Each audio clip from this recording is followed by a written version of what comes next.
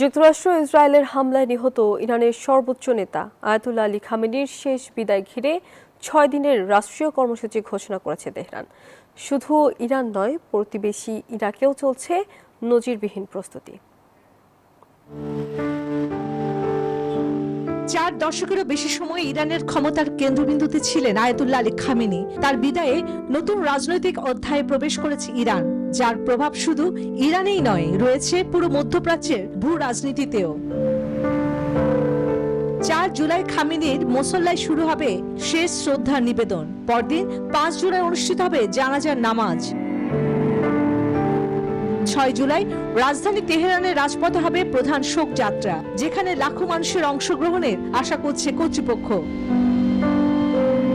এরপর 7 জুলাই ধর্মীয় নগরী কোমে অনুষ্ঠিত হবে আরেকটি শোক সমাবেশ।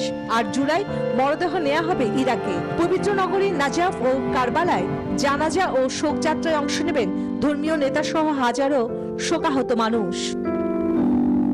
একমাত্র স্মার্ট সিটি বসুন্ধরা, আধুনিকতায় এক ধাপ এগিয়ে। সবশেষে 9 জুলাই মরদেহ ফিরিয়ে আনা হবে ইরানের মাশহাদে, যেখানে হযরত ইমাম রেজার পবিত্র মাজার প্রাঙ্গণে দাফনের মধ্য দিয়ে শেষ হবে মধ্যপ্রাচ্যের সাম্প্রতিক ইতিহাসে সবচেয়ে আলোচিত রাষ্ট্রীয় শেষকৃত্যের আনুষ্ঠানিকতা। চন্দ্রানী চন্দ্রা, নিউজ 24।